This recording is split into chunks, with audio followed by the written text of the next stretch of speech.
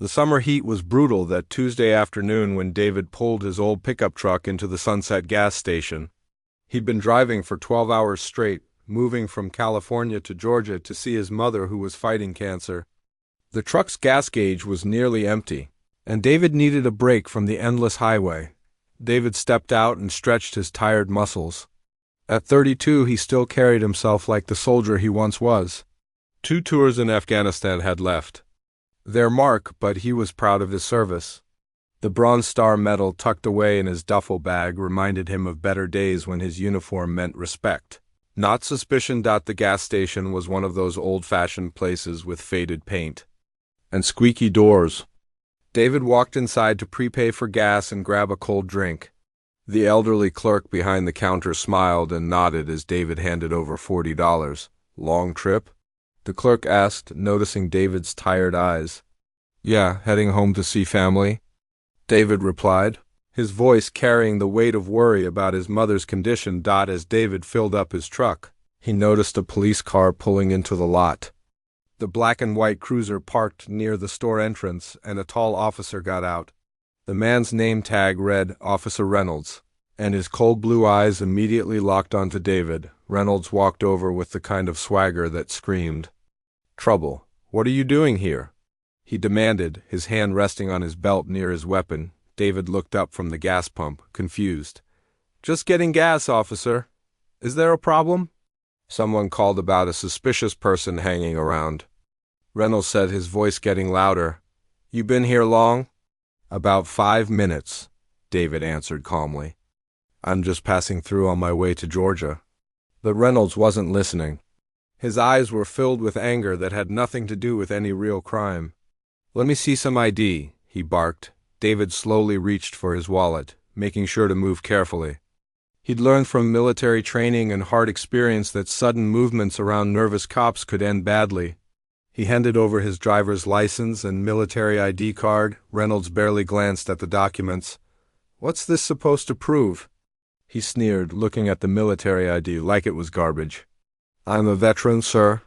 Served 2 tours overseas," David said, hoping it might help calm the situation. Instead, Reynolds got angrier.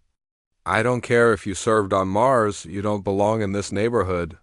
The conversation was getting heated and other customers started to notice. An older woman hurried to her car, while a teenager inside the store started recording with his phone. The gas station security cameras were also rolling, capturing every moment. "Sir, I'm not causing any trouble," David said, his voice still respectful but firm. "I just want to finish getting gas and continue my trip." Reynolds stepped closer, invading David's personal space. "Don't tell me what you're doing. I know exactly what people like you are up to." The words hit David like a punch.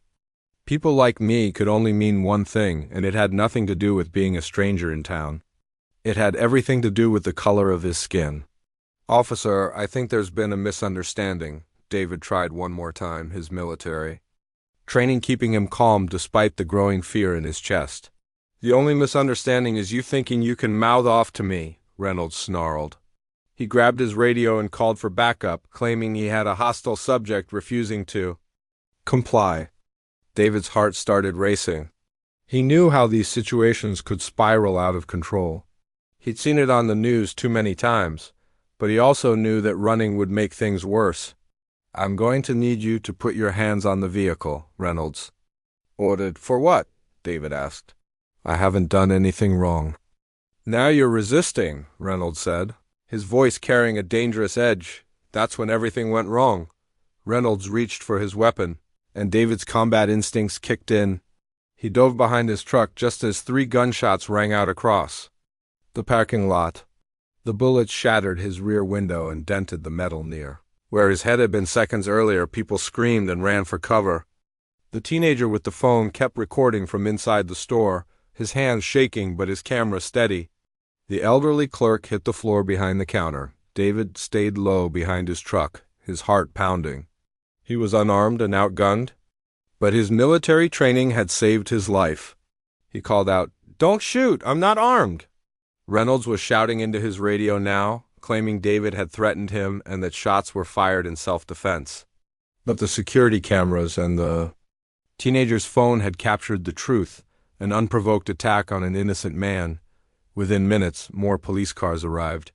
The backup officers seemed confused by the scene. There was no weapon on David. No evidence of any crime except the bullet holes in his truck. As David was finally allowed to stand up, his hands shaking from adrenaline, he looked around at the faces staring at him. Some showed sympathy, others fear, and a few showed the same hatred he'd seen in Reynolds' eyes. The elderly clerk came outside, visibly upset. That man wasn't doing anything wrong, he told the other officers. He was just getting gas and being polite. But Reynolds was already working on his story. He claimed David had been aggressive, had reached for something that looked like a weapon, and that he'd fired in self-defense. It was a lie, but it was a lie with a badge behind it. As David drove away with his shattered rear window, he knew this wasn't over. The teenager had approached him quietly and whispered, "I got it all on video. This isn't right." David thanked him and continued his journey, but his hands were still shaking. He'd survived 2 tours in a war zone only to nearly die at a gas station in his own country. The Bronze Star in his duffel bag felt heavier now, a reminder of how much he'd given for a country that might not value his service or his life. Behind him, Reynolds was already meeting with his supervisor, crafting a report that would paint David as the aggressor. But neither of them knew that the teenager's video was already uploading to social media, or that the security cameras had backup systems that couldn't be easily erased. Most importantly, they had no idea that David wasn't just any veteran. He was part of a brotherhood that took care of its own, and that brotherhood was about to learn what had happened to one of their finest soldiers. The stage was set for a reckoning that Reynolds never saw coming. Chief Thompson had been running the Millfield Police Department for 15 years, and he knew how to handle problems before they became scandals. When Officer Reynolds called him at home that evening, Thompson's first instinct wasn't to investigate what happened. It was to control the story. "We have a situation, Chief," Reynolds said, his voice tight with anxiety. "There was an incident at the Sunset gas station. I had to discharge my weapon." Thompson sat up in his recliner, muting the baseball game on TV. "Anyone hurt?" "No, sir. But there might be witnesses and possibly video." Thompson's stomach dropped. Video was always the problem these days. Everyone had a camera, and everyone thought they were a journalist. "I'll be right there." Within an hour, Thompson had mobilized what the department privately called the cleanup crew. Detective Williams, Sergeant Baker, and 2 patrol officers met at the gas station after it had been sealed off as a crime scene. The elderly store clerk, Mr. Patel, was nervous when Thompson approached him. Patel had owned the station for 8 years and had always tried to stay out of trouble with the police. "We're going to need your security footage," Thompson told him, not asking but demanding. "Of course, Chief, whatever you need," Patel replied, though something in Thompson's tone made him uncomfortable. "All of it," Thompson emphasized. "The main system, any backup drives, everything." Detective Williams was already disconnecting cables and removing hard drives. They worked quickly and efficiently, like they'd done this before, because they had. "What about the witnesses?" Sergeant Baker asked quietly. Thompson looked around the parking lot. "Canvass the area. Find out who saw what, and find that kid with the phone." The teenager, Kevin Martinez, was at home when the police knocked on his door. His mother answered, and her face went pale when she saw 3 officers standing on her porch. "We need to speak with your son about an incident he witnessed today," Detective Williams said, his voice friendly but firm. Kevin appeared behind his mother, and Williams could see the fear in the boy's eyes. "Son, we understand you might have recorded something at the gas station today. That video could interfere with an ongoing investigation." I was just ... "Kevin's a good boy," his mother said quickly. "He doesn't want any trouble." Williams smiled, but it didn't reach his eyes.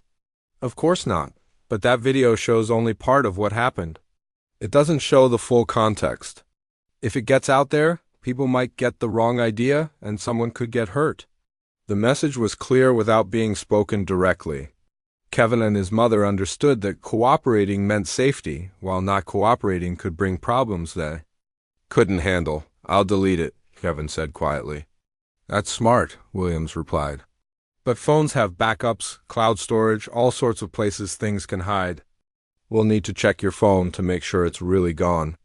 Kevin handed over his phone with shaking hands. William scrolled through it, deleted the video from multiple locations, and even cleared the trash folder. Good kid. You're doing the right thing. After the police left, Kevin sat in his room staring at the ceiling. He'd lied to them. The video had already uploaded to his cloud storage before they arrived, and he'd recorded it to a backup location they didn't know about. But he was too scared to tell anyone. Back at the police station, Chief Thompson was crafting the official report with Officer Reynolds. They sat in Thompson's office with the door closed, speaking in low voices. Here's what happened, Thompson said, typing on his computer. You responded to a call about a suspicious person. The subject became agitated and aggressive when questioned. He made threatening gestures and appeared to reach for a weapon. You fired in self-defense to protect yourself and nearby civilians. Reynolds nodded, though sweat beaded on his forehead.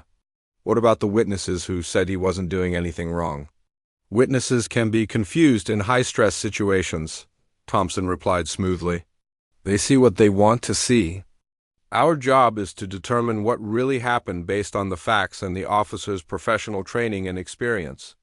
Thompson had used this formula before. Paint the civilian as aggressive, claim the officer feared for his life, suggest that witnesses were mistaken or didn't see the full picture. It worked because people wanted to trust the police, and juries especially wanted to believe officers were telling the truth. What about the store owner? Reynolds asked. Mr. Patel is a business owner who depends on good relationships with local law enforcement, Thompson said meaningfully. I'm sure he understands the importance of accuracy in police reports. The next morning, Thompson visited Mr. Patel personally. The conversation was brief and polite, but the message was unmistakable. Patel's store needed permits, inspections, and police protection. All of those things could become complicated if he didn't remember the incident correctly. I was behind the counter, Patel told Thompson. I couldn't see everything that happened outside. That's honest, Thompson replied. Honesty is important. So is understanding that sometimes things look different from different angles. Meanwhile, the local newspaper, the Millfield Tribune, ran a story based entirely on the police report. Officer fires weapon in self-defense during confrontation with aggressive subject, read the headline. The article portrayed Reynolds as a hero who had protected the community from a potentially dangerous individual, but Thompson knew the real battle would be fought in the court of public opinion, especially if word got out beyond Millfield. He called his contact at the county prosecutor's office. Jim, we have a clean shooting here, but you know how these things can get twisted, Thompson said into the phone. Officer Reynolds is a good cop who made a split-second decision to protect himself and others. Prosecutor Jim Crawford had worked with Thompson for years. I'll make sure our review is thorough and fair, Crawford replied, which both men understood meant the review would support the police version of events. Thompson also reached out to the mayor, the city council members, and local business leaders. The message was always the same. A good officer had done his job correctly, and any attempt to second-guess that decision would be unfair and dangerous to community safety. Officer Reynolds was placed on paid administrative leave, which was standard procedure. He would spend a few weeks at home with full pay while the investigation was conducted. Everyone knew he'd be back on duty soon with a clean record, but Thompson had missed something crucial. The backup security system at the gas station wasn't connected to the main system they'd confiscated. It was an older unit that Mr. Patel had forgotten about, hidden behind boxes in his storage room. That system was still recording when everything happened. More importantly, Kevin Martinez wasn't the only person who had recorded something. A woman driving by had captured part of the incident on her dashboard camera, and she lived in the next county over outside of Thompson's influence, most. Dangerous of all for the cover-up, David wasn't just any random veteran passing through town. His military record was more distinguished than anyone realized, and his former teammates were the kind of people who had resources, skills, and contacts that could cut through any cover-up. Thompson went to bed that night thinking he'd contained the situation. He'd handled dozens of similar incidents over the years, and they'd all blown over eventually. The system protected itself, and that system had worked for him throughout his career. He had no idea that the system was about to face an enemy. It had never encountered before people who had sworn an oath to protect and defend, and who took that oath seriously even after they'd hung up their uniforms. The cover-up was in place, but it was built on quicksand. And somewhere in Georgia, David was making a phone call to his old unit commander, a man who had never lost a soldier under his command and wasn't about to start now. 3 days after the incident, investigative reporter Lisa Chang received a tip that would change everything. The email came from an anonymous account with a simple message: "Check the police shooting in Millfield. Something doesn't add up." Lisa had been covering police misconduct for the Atlanta Constitution for 5 years. She'd learned to spot the patterns, the vague police reports, the convenient lack of video evidence, the witnesses who suddenly couldn't remember what they saw. The Millfield story had all the warning signs. She drove the 2 hours to Millfield on a Thursday morning, starting with the gas station where it all happened. Mr. Patel was nervous when she introduced herself, constantly looking over his shoulder as they talked. "The police told me I couldn't see everything from behind the counter," he said carefully. "Maybe I was wrong about what I thought I saw." But Lisa noticed how his hands shook when he said it. She'd interviewed enough frightened witnesses to recognize when someone was scared into silence. "What do you think you saw?" she asked gently. Patel glanced around the empty store, then leaned closer. "That man did nothing wrong," he whispered. "Nothing. He was polite, paid for his gas, and that officer just attacked him. Would you be willing to say that on the record?" Patel's face went pale. "I have a family I can't afford problems with." "The police," Lisa understood. She gave him her card and moved on to other sources. At the diner across from the police station, she struck up conversations with locals. Most repeated the official story, but a few seemed uncomfortable with it. "Reynolds has always been trouble," an elderly man named Bob told her over coffee. "He's got a temper, especially with certain types of people, if you know what I mean." "What types of people?" Lisa asked. Bob looked around nervously. "Anyone who doesn't look like him. There was an incident last year with a Latino family. And, before that, a young black woman got roughed up during a traffic stop. Nothing ever came of it." Lisa spent hours at the county courthouse, going through police reports and court records. She found a pattern that made her stomach turn. Officer Reynolds had been involved in 17 use-of-force incidents in 3 years, all against people of color. None had resulted in any disciplinary action. She also discovered that Chief Thompson had come from a department in Alabama that had been investigated by the FBI for civil rights violations.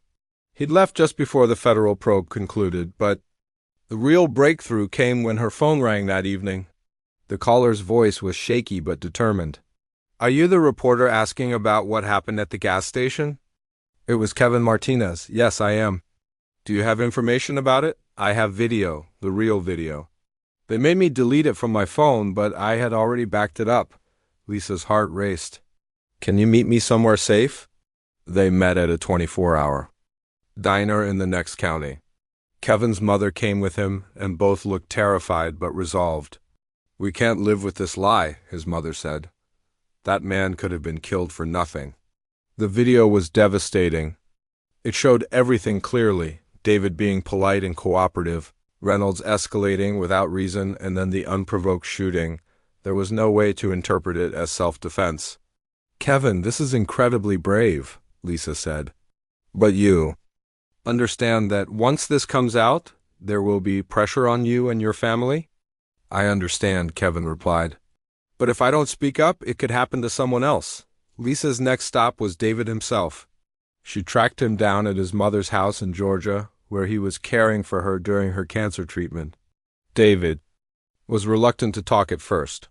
"I just want to focus on my mother right now," he said when Lisa called. "I don't need any more trouble. David, I have video of what really happened. People need to know the truth. There was a long pause. What kind of video? When Lisa described what Kevin had captured, David was quiet for a moment. Then he said, "Can you come down here? This conversation needs to happen in person." The 3-hour drive to Georgia gave Lisa time to research David's military background. What she found amazed her. David had served with the 1st Special Forces, Operational Detachment Delta, commonly known as Delta Force. He'd received the Bronze Star for valor in Afghanistan after single-handedly holding off enemy fighters while evacuating wounded civilians. His commanding officers described him as one of the finest soldiers I've ever had the privilege to lead, and a man of unshakable integrity and courage. The idea that this decorated hero was somehow a threat to a police officer was absurd. When Lisa met David at his mother's modest home, she was struck by his quiet dignity. Despite everything he'd been through, he showed no anger or bitterness. His focus was entirely on his mother, a small woman weakened by chemotherapy but with fierce eyes. "Tell her what happened," his mother urged him. "Tell her the truth." David recounted the incident with military precision, leaving out no details. His calm recounting of Reynolds' attacks and slurs made them even more powerful. This wasn't an angry man seeking revenge. This was a professional soldier reporting facts. "Why haven't you filed a complaint?" Lisa asked. David laughed bitterly. "Against who? The police? You think they're going to investigate themselves honestly? I've seen how this works. What if I told you there might be federal interest in this case?" David's expression sharpened. "What do you mean?" Lisa had been making calls to her contacts in law enforcement. "A friend at the FBI Civil Rights Division says they've been watching the Millfield PD for a while. Your case might be the one that opens a larger investigation." That's when David's phone buzzed with a text message. Lisa watched his face change as he read it. "Everything okay?" she asked. David looked up with something like a smile. "That was my old commander. Apparently someone sent him news coverage of the incident. He wants to know if I need backup." "Backup?" "My unit was close," David explained. "When something happens to one of us, the others take notice, especially when it's wrong." Lisa felt a chill of anticipation. "How close were you?" "Close enough that they do anything for each other, and they have skills that most people don't." The next morning, Lisa's story hit the newspaper's website with the headline, "Decorated Veteran Shot by Police in Unprovoked Attack Video Shows." The accompanying video went viral within hours. The story spread like wildfire across social media. #JusticeForDavid began trending. News outlets picked up the story. Civil rights organizations demanded action, but more importantly, the story reached David's former teammates scattered across the country. Men and women who had served in the most elite unit in the U.S. military, who had sworn an oath to protect and defend, and who had never forgotten their brother in Colorado. Retired Lieutenant Colonel James Mitchell read the story while drinking his morning coffee. He'd led David's unit for 3 years and considered him one of the best soldiers he'd ever commanded. In Texas, former Staff Sergeant Angela Torres saw the video and felt her blood boil. She'd served alongside David in Afghanistan and knew his character better than she knew her own. In North Carolina, Mike Rodriguez was working on his motorcycle when his phone started buzzing with messages from other team members.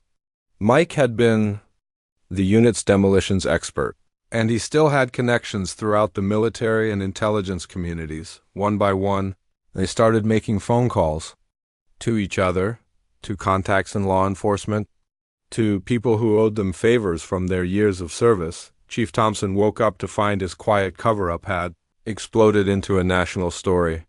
His phone was ringing constantly with reporters asking tough questions he couldn't answer, but Thompson had no idea that his real problem wasn't the media attention. His real problem was that he'd made an enemy of people who were very good at their jobs, who had resources he couldn't imagine, and who took care of their own. The cover-up was crumbling, but the real story was just beginning. David's former teammates were coming, and they were bringing skills that no small-town police department was prepared to handle. The truth was out, but justice was still coming. The call came at 6 in the morning, jolting retired Lieutenant Colonel James Mitchell from his sleep. His phone showed a number he hadn't seen in 2 years, but he recognized it immediately. "Ghost, you seen the news?" The voice belonged to Staff Sergeant Angela Torres. Using Mitchell's old call sign from their Delta Force days, Mitchell was already reaching for his laptop. "What news, Razor? Check your messages." Someone messed with Eagle. Eagle was David's call sign, and hearing it in that context made Mitchell's blood run cold. He opened his laptop and found dozens of messages from former unit members, all linking to the same story. The video of David being shot hit him like a physical blow. Mitchell had led special operations teams for 15 years. He'd seen combat in 4 countries and lost soldiers to enemy fire. But watching one of his men nearly get killed by a racist cop in America filled him with a rage he hadn't felt since his combat days. His phone rang again. This time it was Mike Rodriguez calling from North Carolina. "Boss, you see what happened to Eagle?" Mike's voice was tight with anger. "Just watched it. This is wrong on every level." "Wrong doesn't cover it," Mike replied. "They tried to execute him for buying gas while black, and now they're covering it up." Mitchell's mind was already working tactically. Who else knows? Everyone. Cypher's been tracking the story online.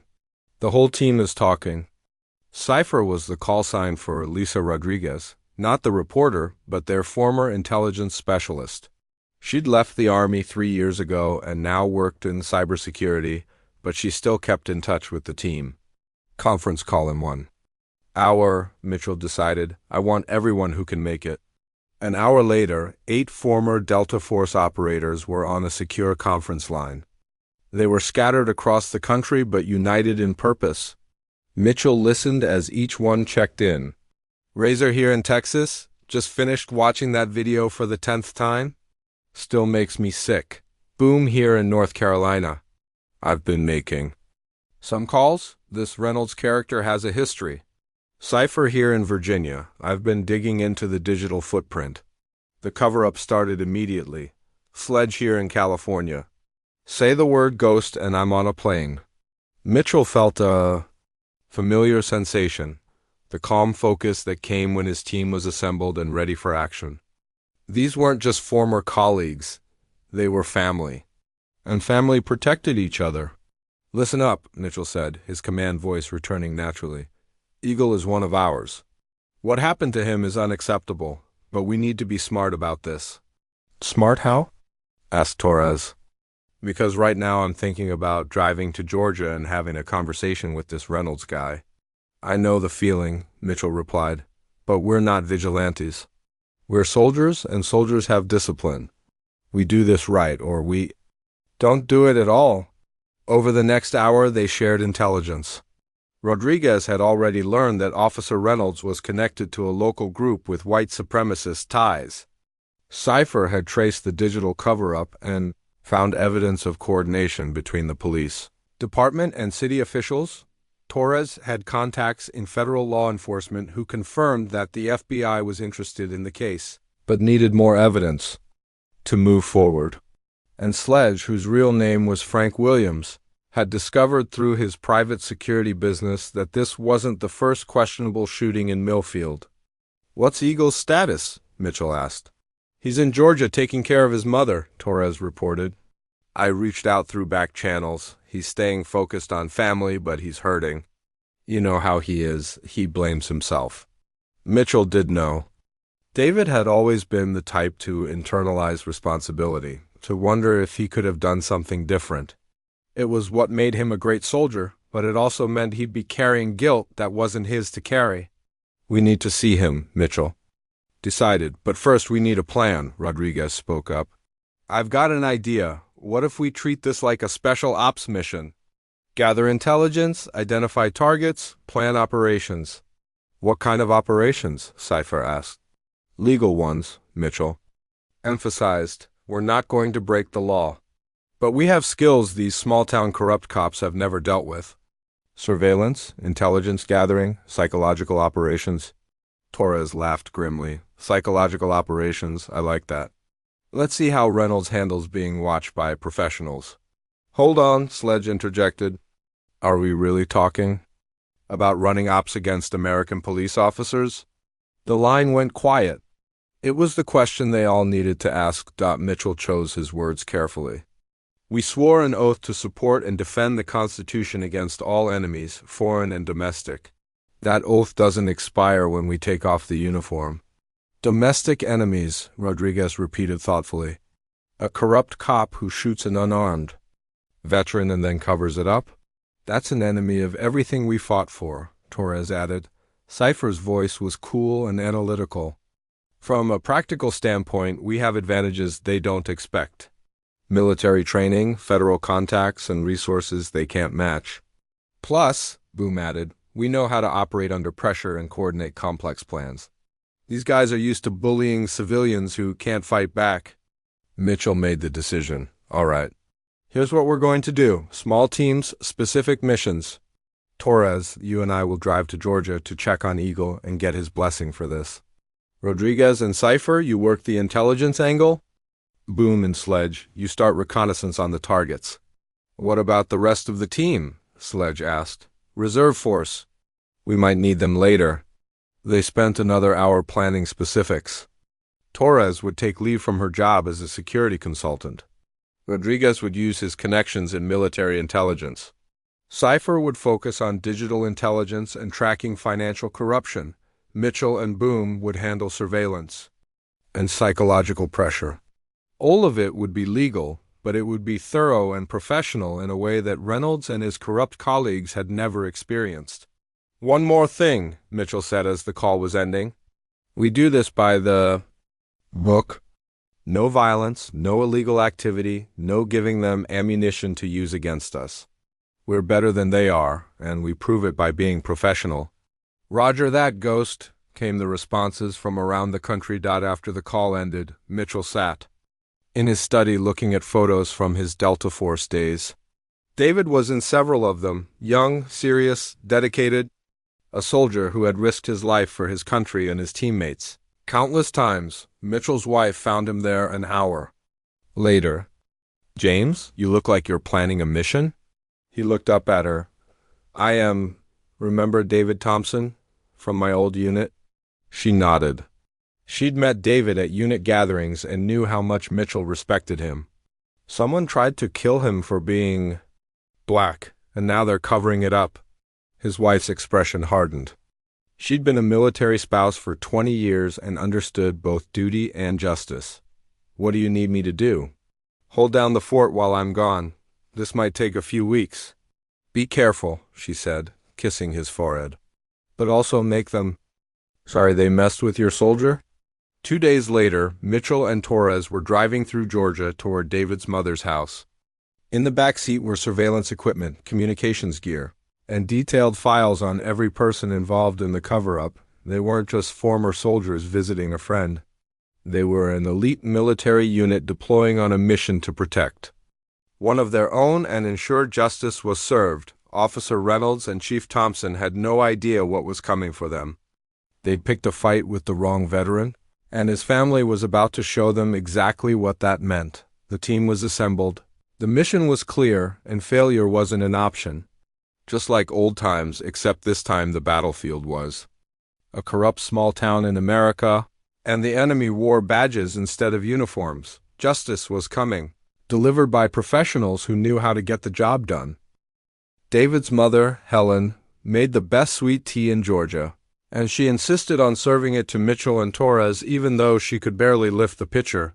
Her son hovered nearby, trying to help while she shooed him away with surprising strength for someone going through chemotherapy. You boys sit down and tell me why you drove all this way, Helen said, settling into her favorite chair. She had the sharp eyes of someone who didn't miss much, despite her illness. Mitchell and Torres exchanged glances. They'd rehearsed this conversation during the drive, but sitting in the modest living room with family photos covering every surface, it felt different. Mrs. Thompson, we saw what happened to David, Mitchell began. We wanted to make sure he was okay. Helen's expression hardened. My son is a good man. He served his country with honor. What that police officer did was wrong and everybody knows? David sat on the couch, looking uncomfortable with the attention. Mom, it's okay, it's over. No, it's not over, Torres said firmly. Son, What happened to you was an attack on everything we fought for. We can't let it stand." "What are you talking about?" David asked, though something in his former teammates' expressions told him he already knew. Mitchell leaned forward. "We want to help. We have skills, resources, and contacts. This Reynolds character and his corrupt department picked the wrong veteran to mess with." David shook his head. "I appreciate it, but I don't want revenge. I just want to take care of my mother." "This isn't about revenge," Torres explained. "It's about justice. And it's about making sure this doesn't happen to the next person." Helen reached over and took her son's hand. "David, honey, sometimes good people have to stand up to bad people. Your daddy taught you that?" "Over the next 2 hours, Mitchell." And Torres laid out what they'd learned. The pattern of abuse by Reynolds. The systematic cover-up by Chief Thompson.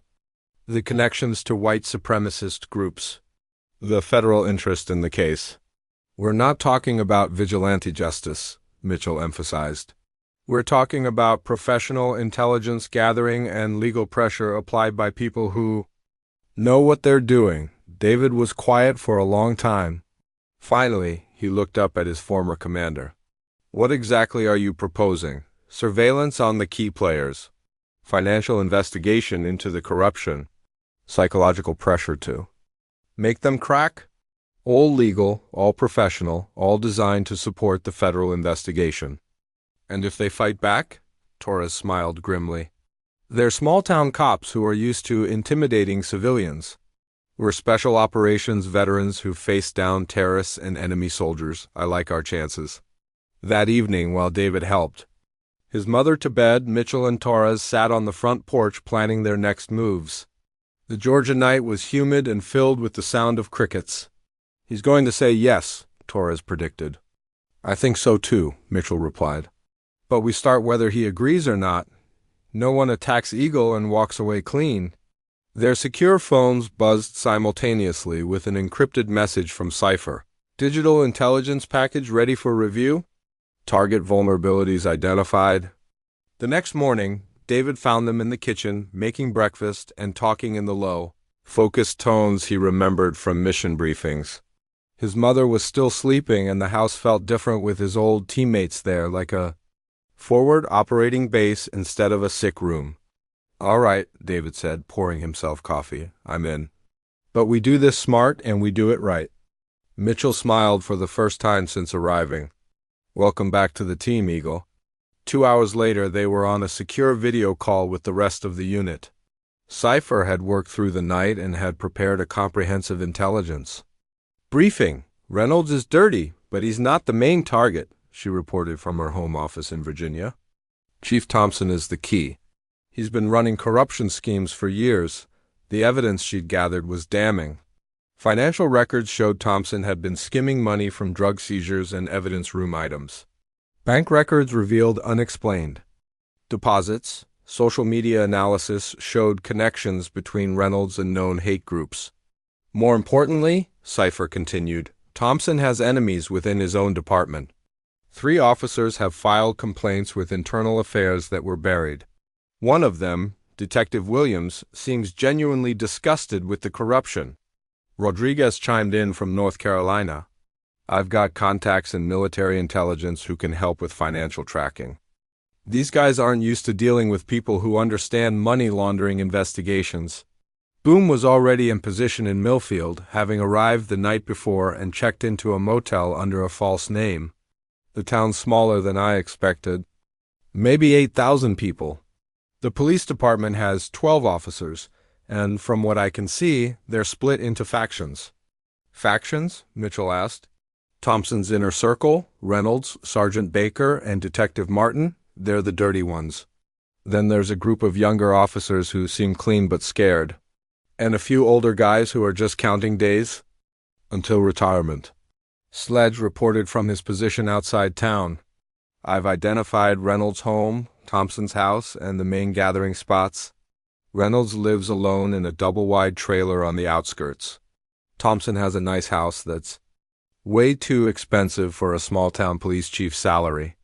Torres was taking notes, and David recognized the familiar process of target analysis and mission planning.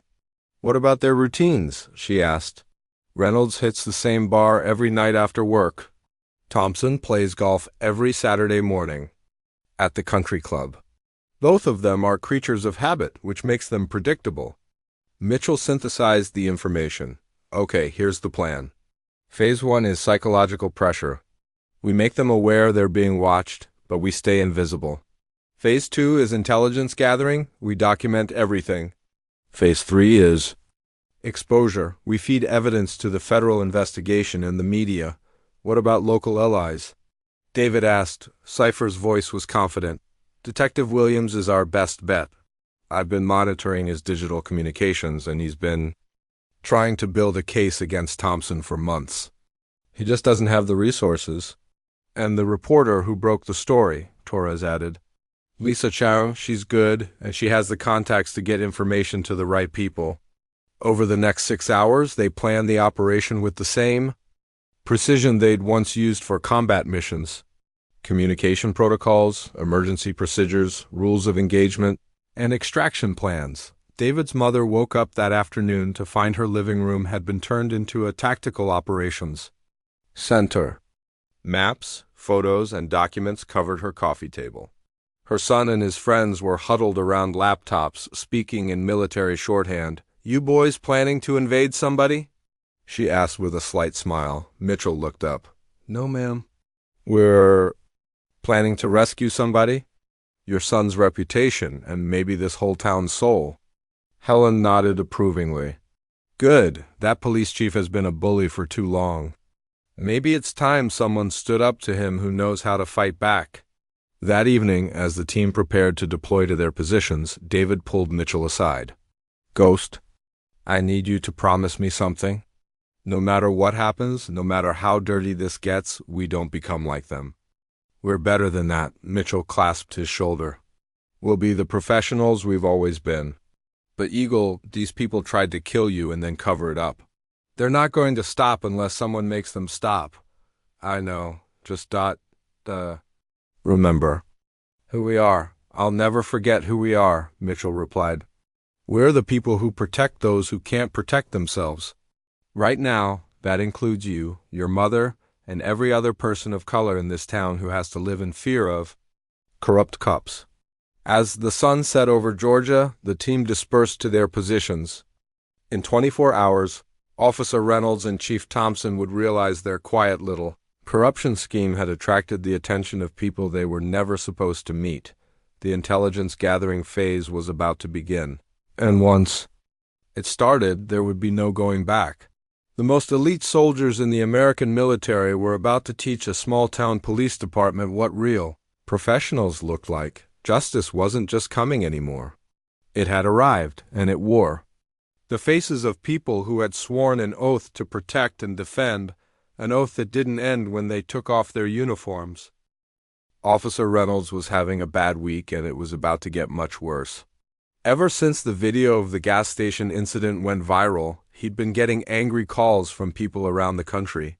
His address had somehow gotten online, and protesters had driven by his trailer several times. But what really bothered him was the feeling of being watched. It started on Tuesday morning when he noticed a gray sedan parked across from the police station. The driver was reading a newspaper, but something about him set off Reynolds' cop instincts. Military posture, alert eyes, the way he held his head. When Reynolds tried to get a better look, the car was gone. Wednesday brought more of the same. Different cars, different locations, but always someone watching. At the grocery store, a woman in workout clothes seemed to be following his shopping route. At his favorite bar, a man in a baseball cap sat 2 stools down and left right after Reynolds did. You're getting paranoid, Sergeant Baker told him Thursday morning. It's the stress from all this media attention. Reynolds wasn't convinced. I'm telling you, someone's watching us.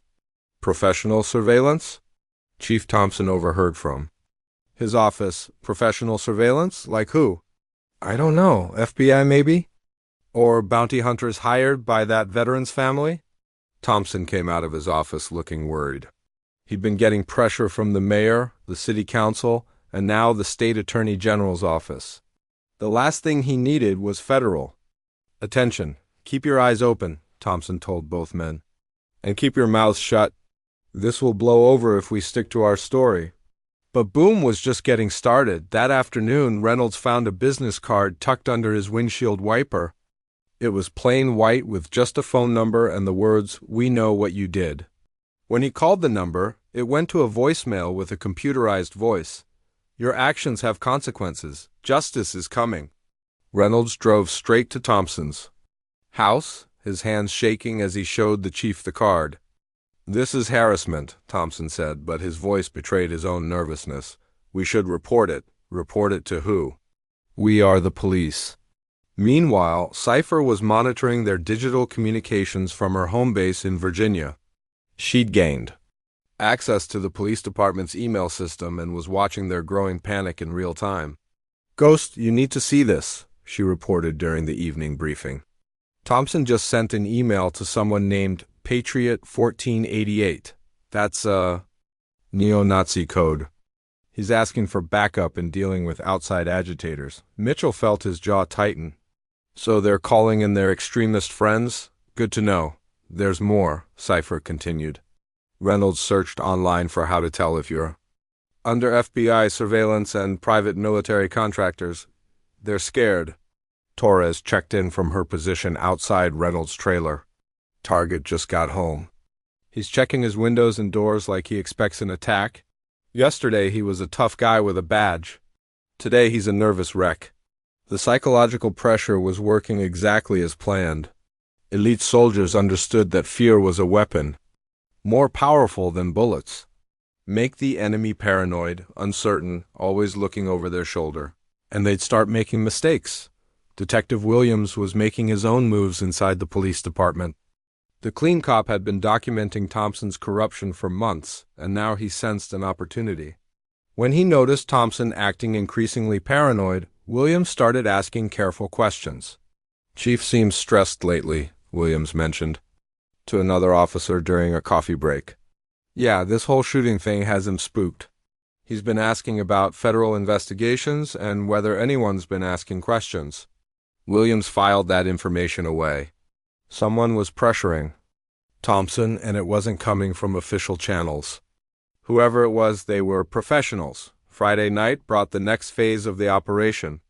Reynolds was at Murphy's bar, his usual hangout, when a man in a leather jacket sat down beside him. The stranger was Latino, maybe 40, with the calm confidence of someone who'd seen combat. "You Officer Reynolds?" the man asked casually. Reynolds tensed. "Who's asking?" "Someone who served with David Thompson? You remember David, right? The veteran you shot for no reason?" Reynolds' hand moved toward his concealed weapon, but the stranger remained perfectly calm. "I wouldn't," the man said quietly. "There are 3 of my friends in this bar right now, and they're all better shots than you'll ever be." Reynolds looked around frantically but couldn't identify any threats. Everyone looked normal: a woman playing pool, an older man watching TV, a young guy texting on his phone. But the stranger's confidence was absolute. "What do you want?" Reynolds whispered. "Justice," Rodriguez replied. "See where we come from? When you attack one of ours, you attack all of us. And we take that personally. Are you threatening me?" Rodriguez smiled coldly. "Threatening you? No, that would be illegal. I'm just letting you know that your actions have attracted attention from people you really don't want to meet." The stranger finished his beer and stood up. "Oh, and Reynolds?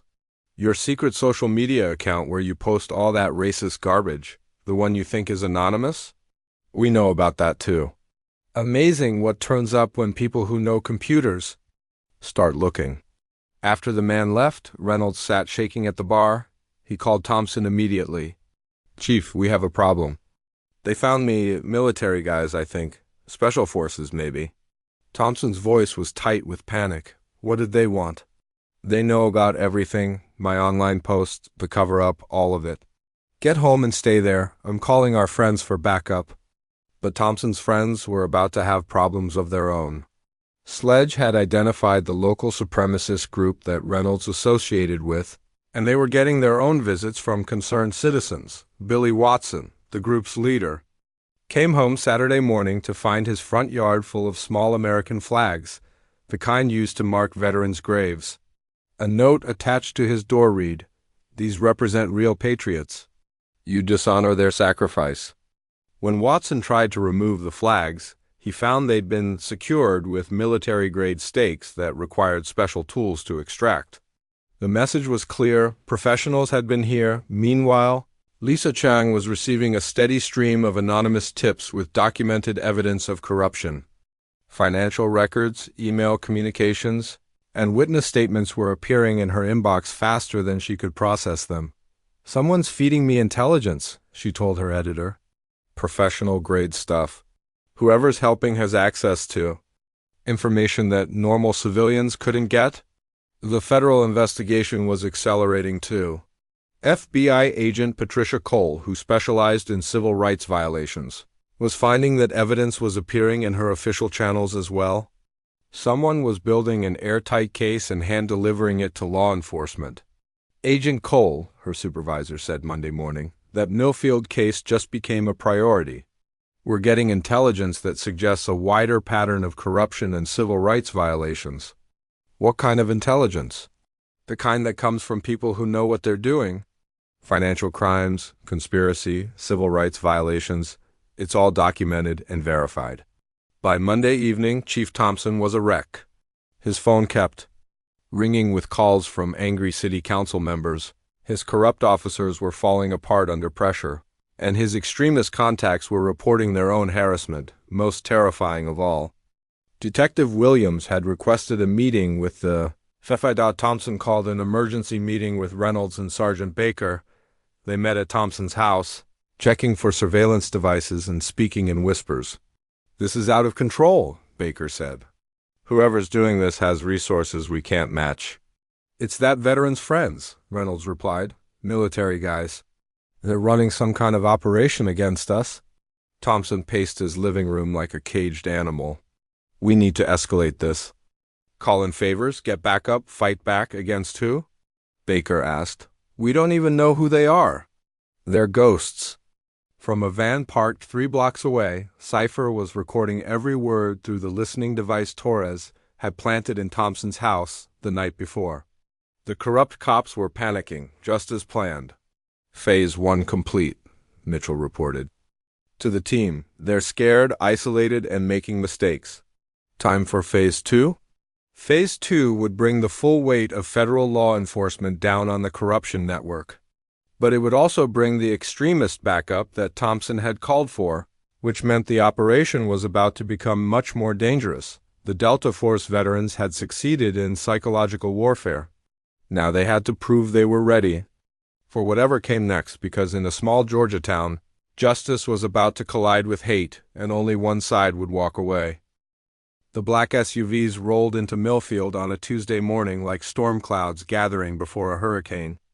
Local residents noticed them immediately, expensive vehicles with tinted windows and out-of-state plates, carrying men who moved with military precision. Billy Watson had called in reinforcements from 3 states, and they weren't coming to talk. From his surveillance position, Boone counted 12 vehicles and at least 24 armed men. These weren't weekend warriors playing dress up. These were serious people with serious weapons, and they were here to protect Officer Reynolds and send a message to anyone who opposed them. "Ghost, we have company," Boone reported through his encrypted radio. "And they're not here for a church picnic." Mitchell was coordinating from a safe house outside town, an abandoned farmhouse that Sledge had secured. The team's equipment filled the kitchen table: laptops, communication gear, surveillance monitors, and detailed maps of Millfield. "How serious?" Mitchell asked. "Combat veterans by the way they move, body armor under their clothes." This just became a different kind of operation. Mitchell felt the familiar calm that came before dangerous missions.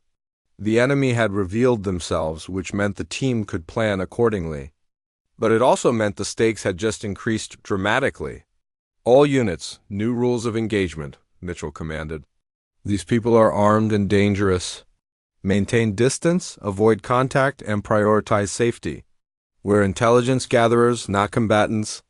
But Torres had a different perspective from her position near the police station.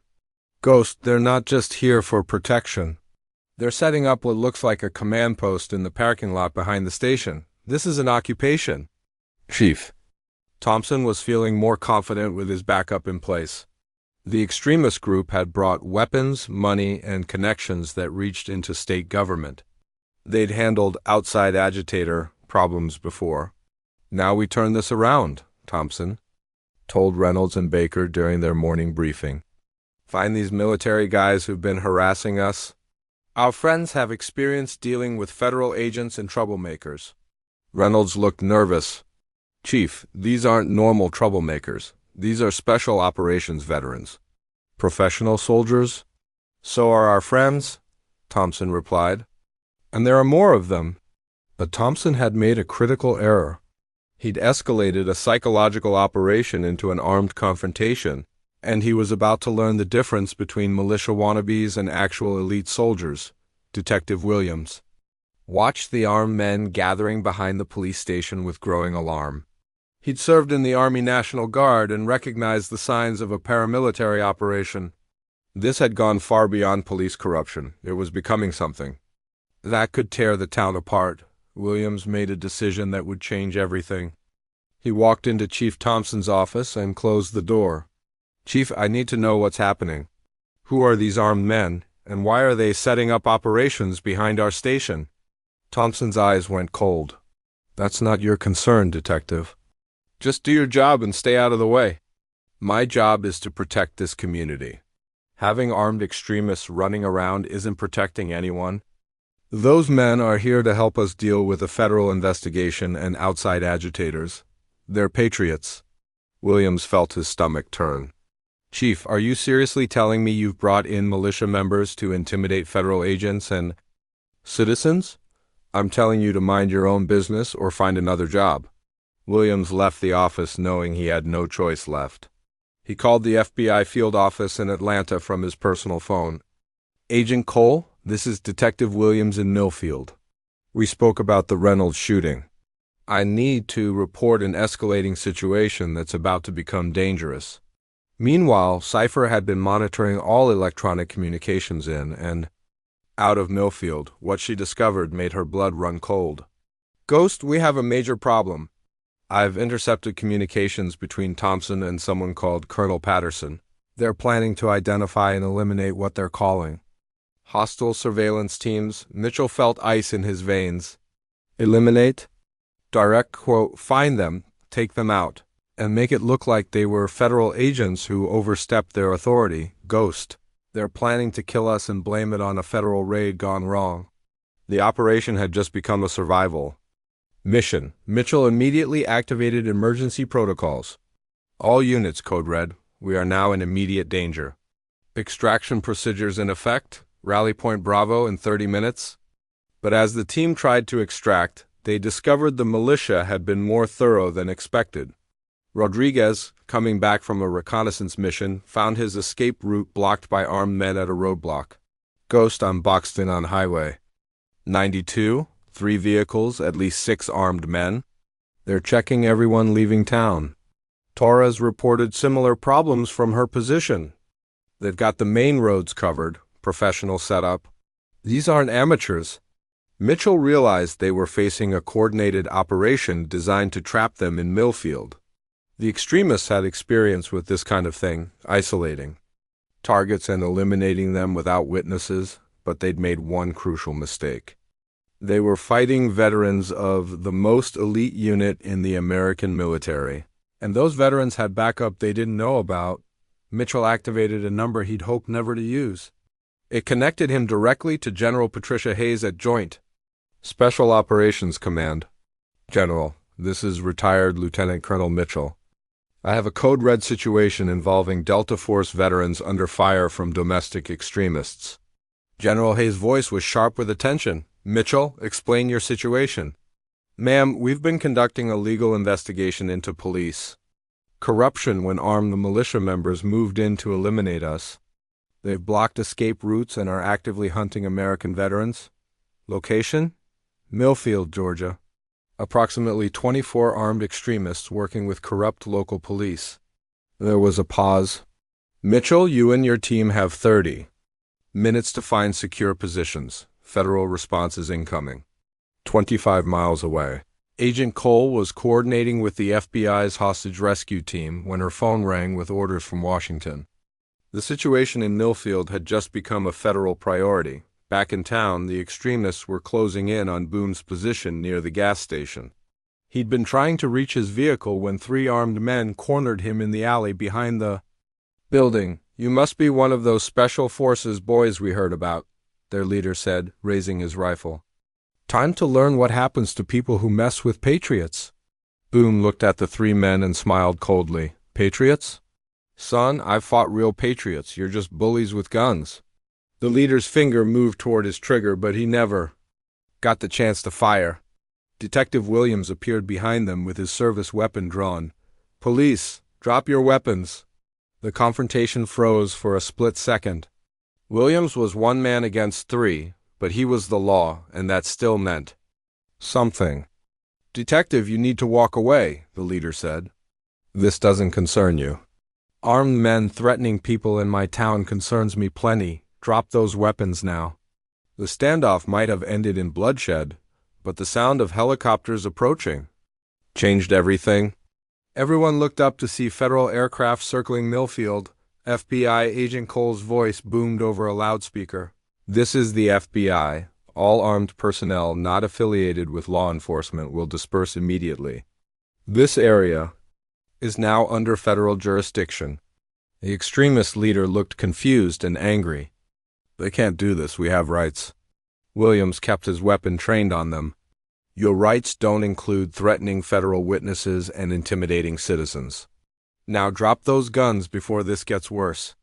One by one, the extremists lowered their weapons. They'd come expecting to fight veterans and civilians, not the full weight of the federal government. As FBI agents swarmed the area, Mitchell gathered his team at the rally point. They were safe, but barely. The operation had gone from intelligence gathering to survival in a matter of hours. "Status report," Mitchell ordered. "Boone's safe, thanks to Detective Williams," Torres reported. Rodriguez and Sledge made it out when the roadblocks scattered. Cypher's been monitoring from outside the perimeter. "What about the primary mission?" Cypher smiled grimly. "Ghost, we got everything. Financial records, communications, evidence of the conspiracy. Agent Cole has enough to put Thompson and Reynolds away for decades. And the extremists? Running like rats from a sinking ship. Amazing how tough guys with guns scatter when real authority shows up." As the sun set over Millfield, the town was swarming with federal agents. Chief Thompson and Officer Reynolds were in custody, along with 6 militia members who'd been caught with illegal weapons. Detective Williams found himself temporarily in charge of the police department, working with the FBI to restore order and begin the process of cleaning up years of corruption. The Delta Force veterans had accomplished their mission, but at a cost. They'd been forced to fight not just corrupt police officers, but armed extremists willing to kill to protect their version of America. As Mitchell watched the federal agents process the crime scene, he reflected on what they'd learned. The corruption went deeper than one racist cop. It was part of a network that connected local police to extremist groups across multiple states, but they'd also learned something else. When veterans who'd sworn 6 months after the first gunshot rang out at the Sunset gas station, David Thompson sat in a federal courthouse watching justice finally being served. The man who had tried to kill him for the crime of buying gas while Black was about to learn that actions have consequences. Officer Reynolds looked nothing like the confident, aggressive cop who had terrorized David that summer day. Months of investigation, legal pressure, and the knowledge that trained professionals had been watching. His every move had broken him down. He sat at the defendant's table in an orange jumpsuit, his lawyer whispering frantically in his ear. Federal prosecutor Jennifer Martinez stood before the jury with a stack of evidence that would have been impossible to gather without the intelligence operation conducted by David's former teammates. "Ladies and gentlemen of the jury," Martinez began, "the evidence will show that Officer Reynolds didn't just shoot an unarmed veteran. He participated in a conspiracy to deprive David Thompson of his civil rights, then worked with others to cover up that crime and intimidate witnesses. The prosecution's case was devastating because it was comprehensive. Financial records showed Reynolds had been paid by extremist groups for security services. Email communications revealed his connections to white supremacist organizations. Social media posts under fake names showed years of racist propaganda and threats. Against minorities, most damning of all was the video evidence. Not just Kevin Martinez's phone recording, but security footage from multiple angles that Cypher had recovered from systems the police thought they'd destroyed. Detective Williams, now serving as interim police chief, testified about the pattern of corruption he'd observed. Reynolds wasn't acting alone, he told the jury. This was systematic. Chief Thompson created an environment where officers like Reynolds felt protected when they violated people's rights. Thompson himself was facing trial in a separate proceeding, but his cooperation with federal investigators had already revealed the scope of the conspiracy. Bank records showed bribes, drug money skimming, and payments from extremist groups across 3 states. The extremist network that had come to support Reynolds was facing its own reckoning.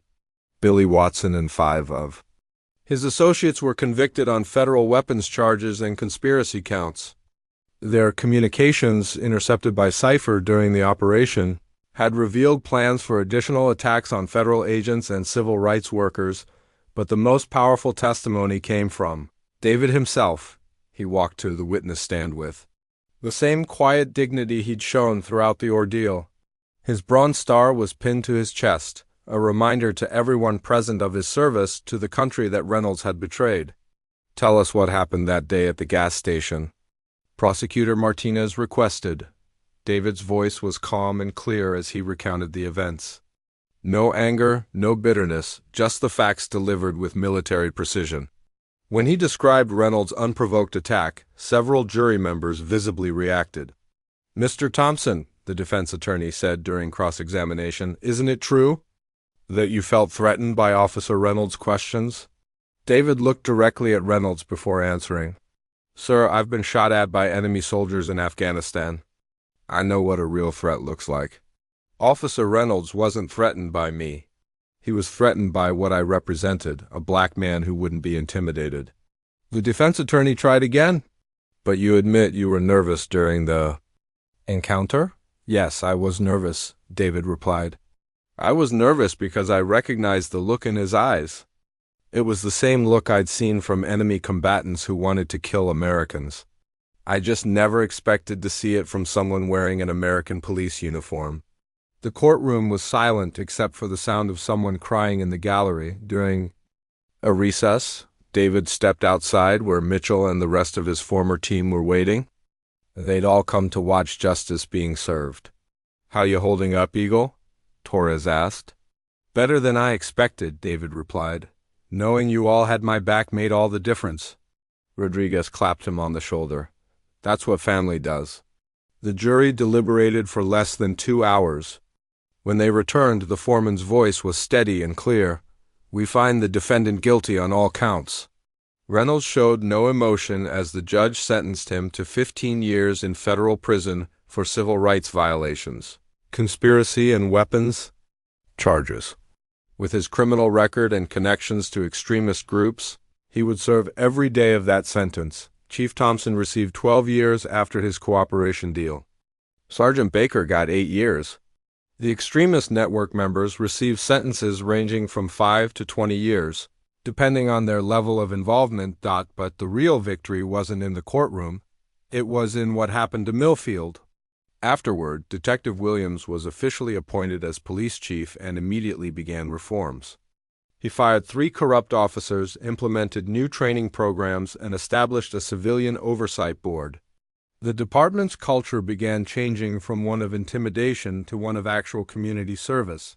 Kevin Martinez, the teenager who had recorded the original incident, received a scholarship to study journalism. His courage in preserving and sharing the video had made the entire investigation possible. Mr. Patel, the gas station owner, finally felt safe enough to speak publicly about what he'd witnessed. I came to America for freedom and opportunity, he told a town hall meeting. What I saw that day wasn't America. But what happened afterward? Good people standing up for what's right. That was America. Lisa Chang, the reporter who had broken the story, won a Pulitzer Prize for her investigation into police corruption and extremist networks in small-town America. Her series of articles led to federal investigations in 6 other cities. The federal government implemented new programs to identify and combat the infiltration of law enforcement by extremist groups. The Millfield case became a model for how to investigate and prosecute such corruption, but perhaps the most important change was in David himself. His mother's cancer treatment had been successful as she was in remission. With the legal proceedings concluded, David could finally focus on rebuilding his life. But the experience had changed him. "I can't go back to just thinking about myself," he told Mitchell during a visit to his mother's house. "Too many people don't have a Delta Force team to protect them when the system fails." David used his settlement money from the civil lawsuit to establish the Veterans Justice Foundation, an organization that provided legal support to veterans facing discrimination and police misconduct. Mitchell, Torres, and the rest of the team served on the board of directors. The foundation's first case involved a Native American veteran in Montana who had been beaten by police during a traffic stop. Their second case helped a female veteran in Texas who had been sexually assaulted by an officer who thought she wouldn't be believed. Each case followed the same pattern: professional investigation, federal cooperation, and justice delivered by people who understood that their oath to protect and defend didn't end when they left the military. 1 year after the gas station incident, Millfield held its first annual Unity Day, a celebration of diversity and community healing. David was the keynote speaker, standing before a crowd that included people of all races and backgrounds. "A year ago, I nearly died in this town because of the color of my skin," he said. "But I also discovered something powerful here.